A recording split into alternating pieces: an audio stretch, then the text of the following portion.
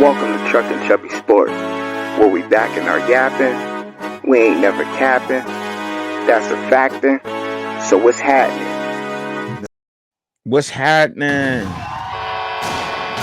What is happening? What's going on with it? What's going on? Man, shout out to South Coast Kane. Shout out to Katie. Oh, man, I ain't seen you in the chat in a while. Girl, where you at? Where you at? What's up, Cube? I seen Studio out there. What's up, gang? What up, everybody up out there? Give them a round of applause. Them was the main supporters. What's up, Auntie? Maureen Baines. She be supporting me too, man. Them is the main supporters. And I like that, you know what I'm saying? Cause I'm gonna always remember y'all, you know what I'm saying? I'm gonna always remember y'all no matter how big the channel grows and whatever else happens. Like I'm gonna always remember the gang that's always been here supporting from day one. And look, y'all always gotta see it up at the studio no matter what happens here. Period. Y'all always coming with me. Y'all always is going to have a seat on the fans' point of view, no matter what happens. Hold me to that. Archive that clip it out, say what you need to say with it, bring it up. It's always going to be there for y'all. Period. And that's just part of staying humble, right? But I think we had a great show last night. Shout out to my bro Shad. Shout out to Shad's wife. Letting him roll over a little late. I know he got work, got the newborn and all that, bro. So I appreciate you and your time. Look, we even had somebody. We had somebody from Brazil watching, y'all. Like that's crazy, yo. Like that's huge. Somebody was watching us from the fans from Brazil, from the fans' point of view yesterday. We had viewers in Brazil, bro. Like, you know what I'm saying? Like that's dope, man. That's super dope. And I appreciate everybody up out there, man. Um, but look, this morning I wanted to talk about this. But we have the transfer portal opening up May 15th, and it's a 15-day window going to the April 30th, and then the WNBA draft comes on, I believe, the 15th of April. Correct me if I'm wrong down in the comments, but that day is going to be lit, right? There is some things going on with Colorado. Now, if you're a Colorado super fan, bandwagon fan, however, if you don't want to hear this, you have the chance right now to just say, okay, I'm moving on, right? Or you could sit here and you could listen to what I have to say and reason with it, right? That's just how you want to go with it. Everything that happens is not going to be sunshines and rainbows. Every single college organization has its own things going on within it. We don't know what's going on in Colorado, why coaches left Colorado. That's not a good sign, but we don't know. And I don't want to sit here and speculate on that. But what I do know is that players that played for Coach Prime before that are not yet, that hasn't broke through in the NFL, have been on practice squads, can't get the help from him. I do know that. I do know that. And this is my opinion. If you're not Travis Hunter, Shador Sanders, it does not seem like you're going to get that push to the next level. And that's just my opinion. Why am I saying that? Well, the proof is in the pudding, brother. The proof is in the pudding. He didn't go out there and name 6, 7 other players, 7, 8 players to say that they're not going to the NFL draft. He named Shador and Travis. Correct? So that happened. That's real. All right. Now, I was doing some digging and I was on, and Aubrey Miller Jr. If y'all don't remember who that was, he was a star linebacker with Jeremiah Brown down at Jackson State University when they played down there. Jeremiah Brown, he's now at a Colorado Buffalo, outside linebacker. They got him listed at 225. He's an absolute monster. He was killing shit in the HBCU. I don't know why he has not gotten the opportunity to play for Colorado, but I guess you want the shiny new toy, right? All right. They say the grass is greener wherever you water it at. Ain't that what they say? So water that grass because Jeremiah Brown is a beast. Aubrey Miller Jr. was an absolute beast, linebacker. He wound up last year. He didn't get drafted, but he got picked up by the Miami Dolphins on their practice squad. And since then, he has been off the practice squad and he's been trying to struggle to break through there.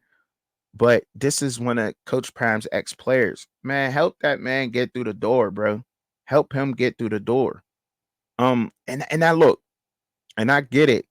He has a lot of players. He has a lot going on. He can't focus on a one player, but that young man needs you. He played on your team before. This is the responsibility that you ask for. When you see one of your ex players that was a star on your team, and I'm just keeping it all the way real, and y'all can say whatever y'all want, but without Aubrey Miller Jr.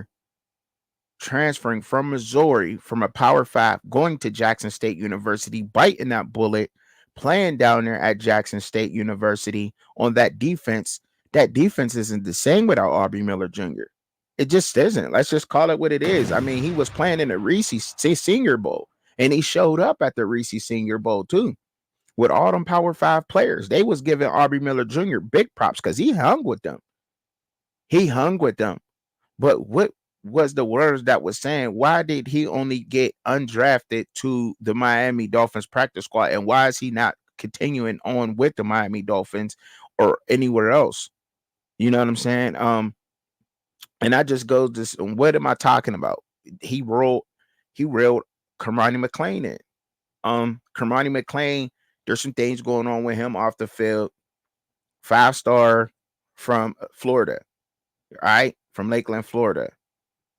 Balled out. He's just a natural athlete, absolute stud in high school. 5-star, unstoppable. You can see him destroying this and pieces on him. His talent is just unmatched. Went to the Colorado and didn't get the help he needed. So he was forced to work behind Travis Hunter. That may not work.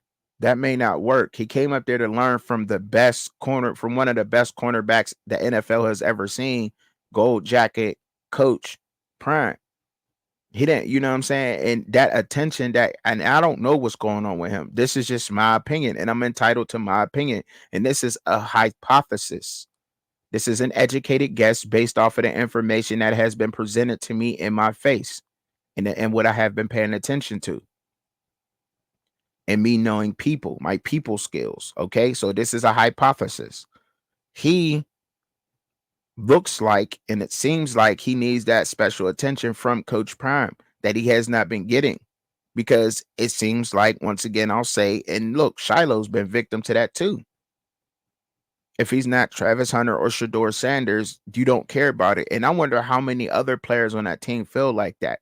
And these players have not came out and said nothing about it. They ain't went around on no media frenzy talking about what's going on behind closed doors in Colorado with Coach Prime. Nobody has done that because they don't really need to. When you got a Kavasier Smoke, somebody who was in the SEC, the toughest defensive division conference in college football, period, point blank. And at that time, yes, they were. Michigan was the Big Ten. Michigan, Ohio State, and Penn State's defenses was always solid, but they was on the cusp of getting there. But at that time, Kavasier Smoke was running against the best fucking defenses in the SEC. Excuse my lingo. Excuse me, but he just was. Went to Colorado and did not get the opportunity to carry the ball because it was just the Shedeur show. And there's nothing wrong with that. But that's what I'm saying. I'm entitled to my opinion. This is my opinion. This ain't even this is a hypothesis. Okay. He went up there, did not start, did not play special teams in the he came from the SEC. He didn't come from MAC. He didn't come from Liberty. He didn't come from New Mexico State. He came from Kentucky, playing on the East. So they sing Georgia once a year, period. The toughest of the tough. I got to sip my coffee right now before I go into this, because I know this is a pre-recorded video and everything, and I'm going to be called a hater, but I'm going to tell y'all why this transfer portal is important. And a lot of your favorite CU propaganda channels is not going to try to tell you what's going on. They're going to try to get up ahead of this. They're going to fool you. They're going to hype up whoever's coming in next. But there could be some talent leaving Colorado. Some good talent. Mm-hmm. Caleb Mathis is a talent. He's a good wide receiver. Caleb Mathis has gotten better every year. I know I'm jumping all over the place with players from Colorado. We on Kermani.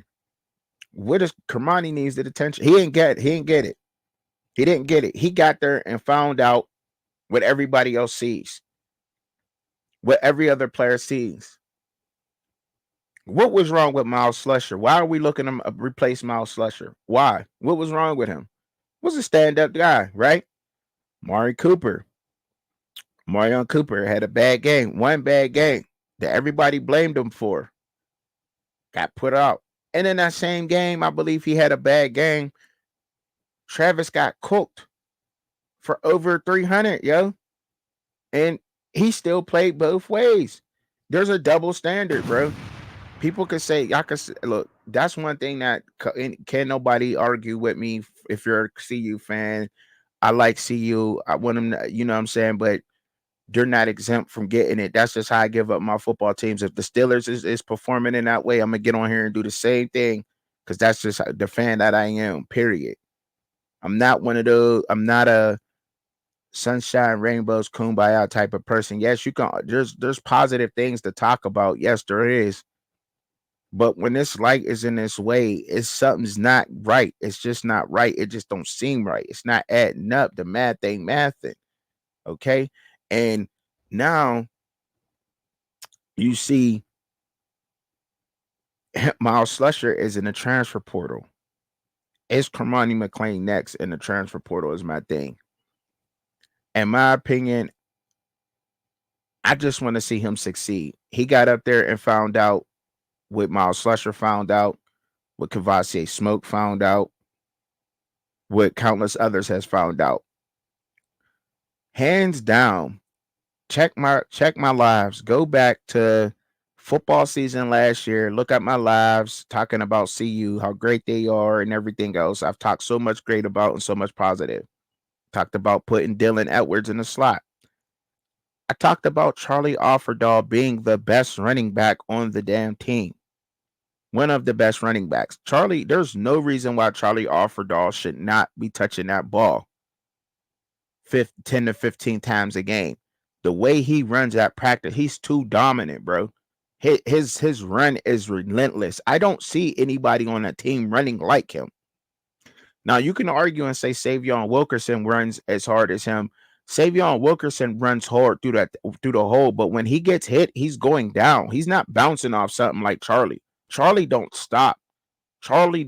His mentality is different. I'm telling you, Charlie Offerdahl is a key to that running game up there in CU and Boulder, and they're playing him. And I wouldn't be surprised to see Charlie Offerdahl say, you know what? Look, we got a loaded running back room. Y'all got Michael Welch. Y'all got Savion. Y'all got, you know what I'm saying? There's probably going to be one of them hitting the transfer portal. You can't blame them young men for that. You just can't. And it happens everywhere in college football. It's just not CU. But what am I saying? Like the things that he's promising all these kids, as he is, and people could say, "Oh, he's not promising these kids the spotlight." He's not saying that. Yes, he is, and a lot of it has to do with them building their own social media. It does, but believe me, it's part of the catch. It's part of the catch. You get the spotlight coming to see you, but however, you can't get the spotlight if you ain't getting the time on the field. You know what I mean? Dylan had to build his own way. Dylan made his own way. He just did. Dylan made his own way. They just dropped back and passed way too much. They didn't even try to run last year. We don't know if the run would have worked. Yeah, you only getting 3 yards per carry. That's good. That's okay. That's okay. If you're only getting 3 yards per carry, 2 yards per carry, that's okay. That's 4 yards. Then you got 6 more to go. You run the ball twice, you got 6 more to go. You get 3 yards, that's okay. But we see what happened to the other running back. He left. He went to Oregon State. He got up out of there. Anthony Hankerson got up out of there. All I'm saying is there we may not never know until, because it's not going to be in Coach Prime's book. It's not going to be in that book that we all think it's going to be. The story, and I'm just, surviving CU some kind of way in that sort, in that realm, is going to come out. There's going to be a whole story upon the hero, and people going to think it's tarnishing him, and we can't look at it as him tarnishing his name or coming at him. It's other people's experiences at CU, and everybody didn't have a good one. They just didn't. So why am I talking about CU? Because I like CU. First of all, I've been following him for for forever, since he first got there. Been all about it, and the same way that I was rejected out of the whatever you want to call that, whatever, is the same way these players are treated. And the transfer portal opens. I want to see what's going on, and I'm definitely going to be paying attention to what's going on up there in Boulder and what they bring in. Are they still enticing kids to come up there? Or not? I can't say kids. Are they enticing young men to still come up there and play ball? Why are they that? Why are they not doing that? Why are they not doing that? And um, I get it. Some people, I do. I understand that. That I spent 15 minutes, 16 minutes talking about CU and what's going on up there, because obviously it's something more than what the eyes see. People trying to get up out ahead of it and say, oh, they leave every college football program, but you're not losing the level of talent that you're losing. They want Kermani. Y'all, they need Kermani up there. Let me be real. A 5-star athlete such as him, if you can get him trained up, if he was really developing talent and not trying to build mercenaries, he would be on the field performing well at this point right now. He's been up there for what we could say a year now, or is it safe to say a year or close to a year now? And already this is going on up there. Um, it's just a joke. It's a joke.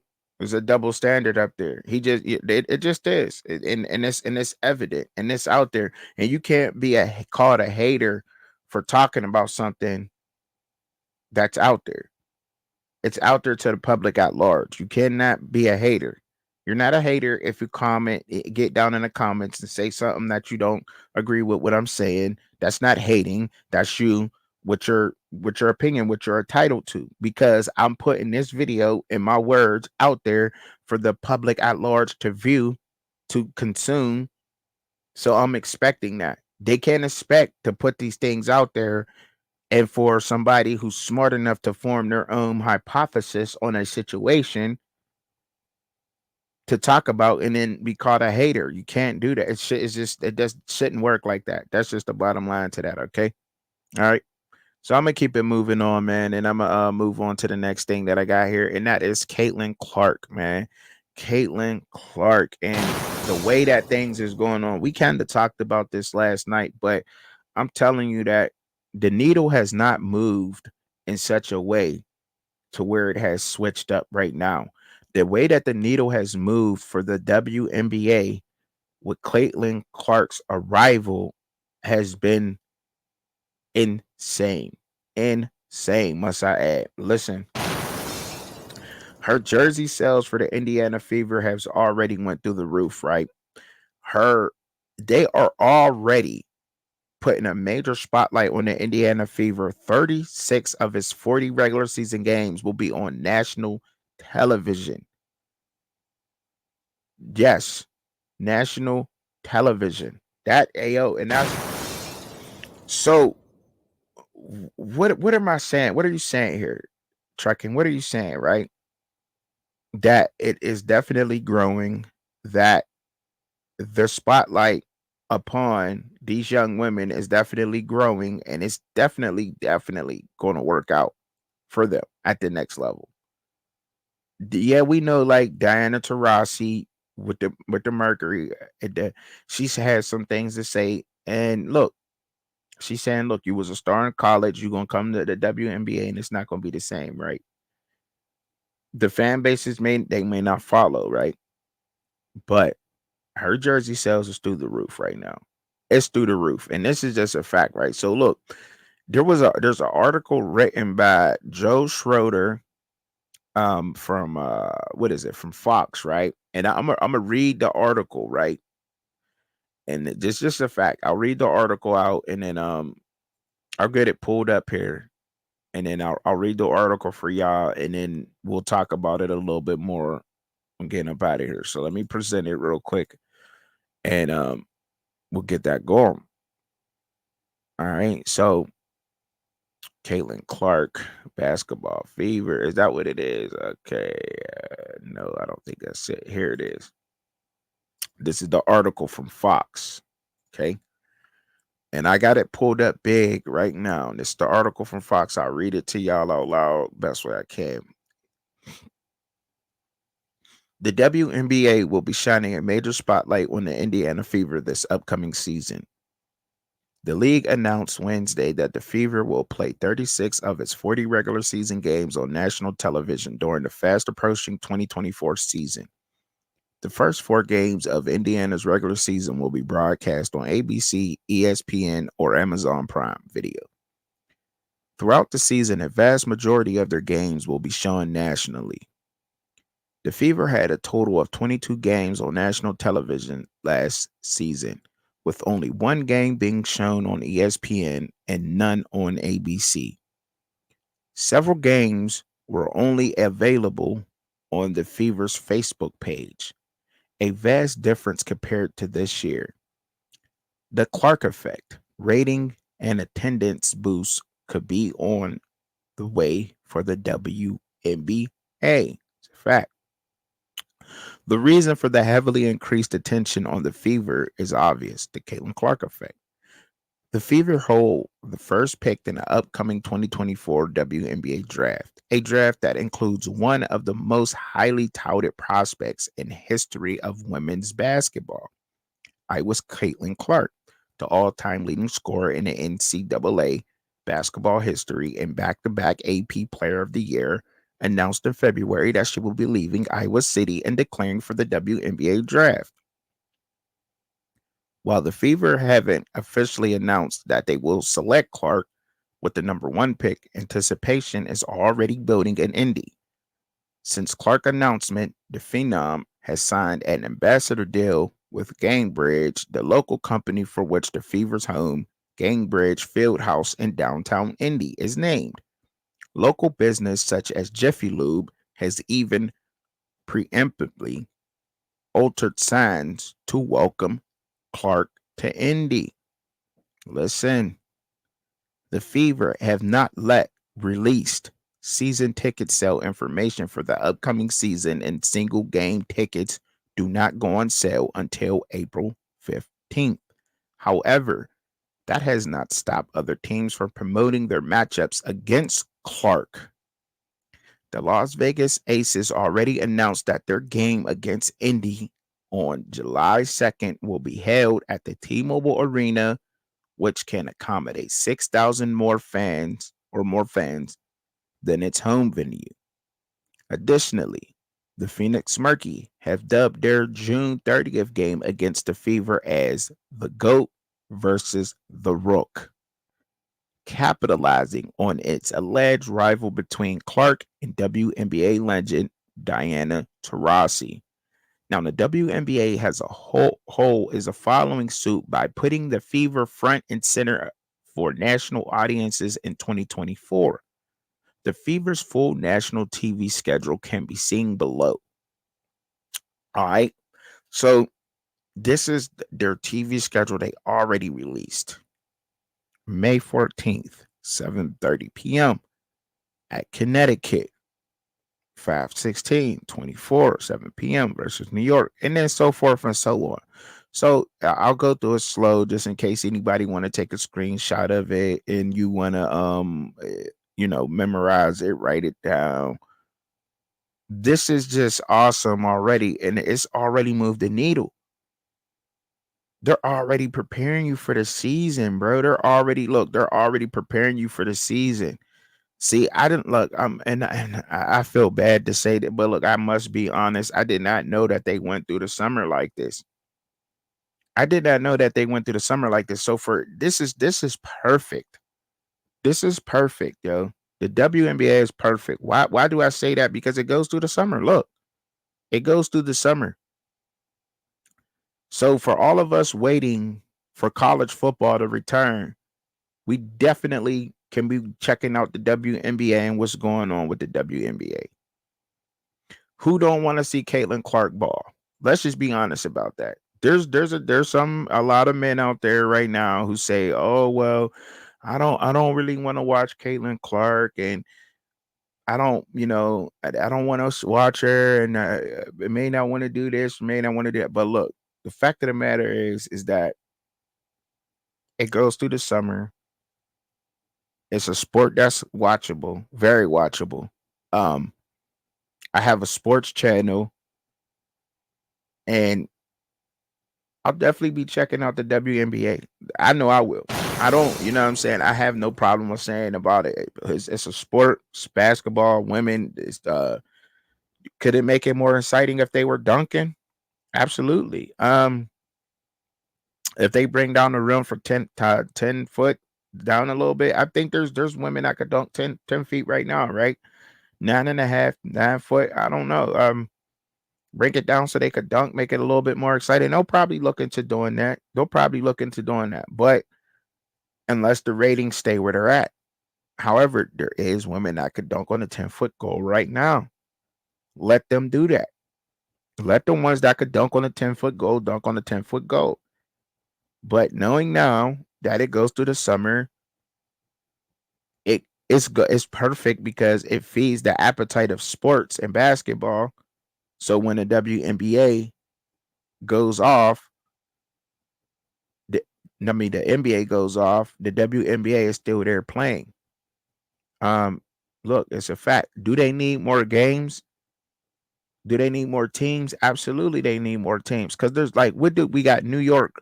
So if you're on the East Coast, let's say Cleveland, Pittsburgh, Harrisburg area, Virginia, like where do we go? Gotta go. We gotta go to New York to watch on the East Coast. So we gotta go all the way up to New York.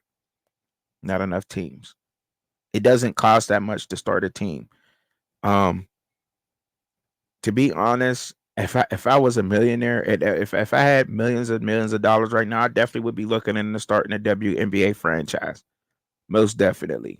Most definitely. Number one is the fastest trending thing going on since Caitlin Clark. It's only going to get better because we got people like we got young ladies like Juju Watkins coming up, Malaysia Fulwiley, Michaela Williams, Flau'jae Johnson, um, Anisha Morrow, and there's Hannah Hidalgo.